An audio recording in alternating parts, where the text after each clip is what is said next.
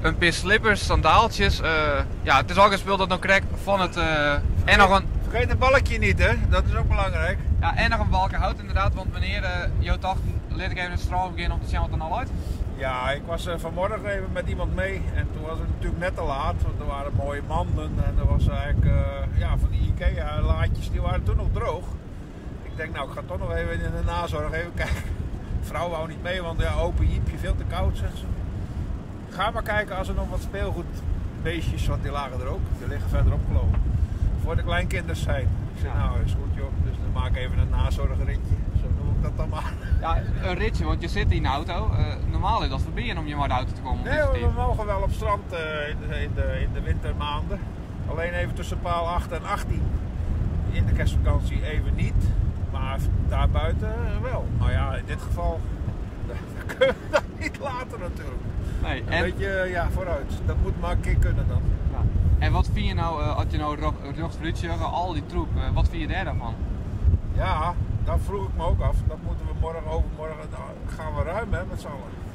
Want dat moet er wel weer af natuurlijk. Ja, wat zou ik ervan moeten vinden? 5,5 meter golven buiten, dus ja, dan kan dit gebeuren. Een beetje onachtzaamheid met sjorren en hup, dan gaat zo'n hele stelling containers van dek. Ja. En ook binnen er nog een paar containers, die zitten nog op zee, dus waar wit speelt er nog niet in om. Is dat zo? Oh, dus dat wordt nog patrouilleren dan de hele nacht. Ja, de meeste Daarom woon ik nou op de Schelling, dat vind ik toch wel zo mooi. Ja, de meeste winnen lokaliseren. Het nieuwe jaar begint ons goed gezind. Want er is altijd wel wat leuks te vinden. En ja, de rotzooi moet wel weer opgeruimd, maar dat doen we ook met z'n allen wel. We eerst het beste eruit zoeken. De douane zal het allemaal wel weer vrijgeven, want ja, het heeft geen waarde meer. In het verleden dan vonden we hier wel containers vol met sportbroekjes, overhemdjes en dan gingen we mee naar de Zwarte Markt in Beverwijk. Maar ja, die tijden dat hoeft ik nou niet meer. Toen konden we wel een zakcentje gebruiken. Maar... Nu moeten we het met sandaaltjes voor de kleinkinderen doen. Ja, Rutte heeft gezegd dat we er allemaal beter van worden dit jaar, dus ik denk dat dat dan nou net niet hoeft. En de kleinkindertjes kunnen misschien normaal naar school straks. Ik weet niet wat hiervan overblijft als het schoongemaakt is. Maatje 38, dus misschien zegt mevrouw wel van, nou ja, waarom niet? Ja, altijd handig.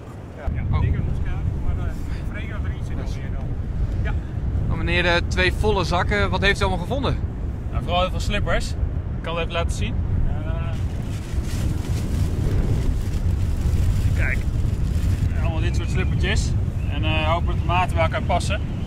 Dus ik heb vooral deze gevonden. Ik denk, nou, als je daar 50 van hebt, zeg maar, dan kan iets wat bij elkaar past. En deze zag er wat leuk uit. 50 bij elkaar, je zegt het een beetje lacherig, maar zoveel heb je echt gevonden? Nou, hier staan 2 zakken. We hebben ook nog een auto hier op het strand rijden en daar zitten nog meer slippers in. Dus mijn kinderen hebben ook heel veel verzameld. En we kwamen met name dit tegen. En wat IKEA spullen nog, zeg maar, zit er ook nog bij. Dus, hoe lang ben je al bezig? Ik ben nu denk ik een uur aan het zoeken, een uur, 1,5 uur. En heb je 2 volle zakken? Ik heb nu 2 volle zakken. Een klein stukje hier lopen en het is al vol. Ja, het wordt echt te zwaar. Dus ik moet nu ook teruglopen, want ik krijg het gewoon niet meer getild. Dus, en hoe hoorde je er vanochtend van? Nou, het is wel grappig. Ik zag het op het nieuws,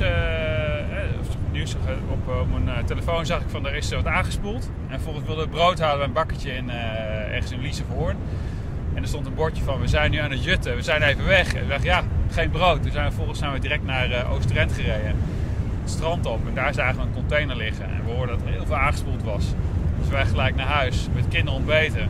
En ja, we zeiden gelijk van, joh, we gaan het strand op. Nou, die kinderen ik heb ze nog nooit zo snel van die telefoon af zien komen. En die kwamen gelijk mee en die wilden de auto in. En ja, nu lopen ze hier allemaal rond.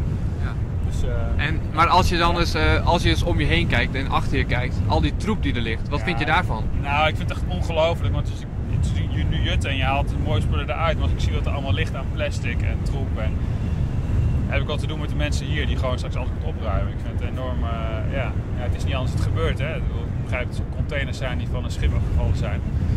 Maar ja, er is nog heel wat te doen om het allemaal een beetje schoon te krijgen weer. Dus er zit ook troep. Ja, het is echt heel veel is kapot ook. Heel veel plastic en kijk, dit is dan heel, maar ja. Maar goed, het hoort bij het strandleven ook. Hè. Dit gebeurt en ja, we waren toevallig hier op vakantie. Dus nou, ook wel weer leuk voor ons dat we dit, ja, dat we zo het strand kunnen en gaan zoeken. We wilden eigenlijk gaan fietsen vandaag, maar dat eventjes opzij gezet. Ja. Dus dan wil ik dit.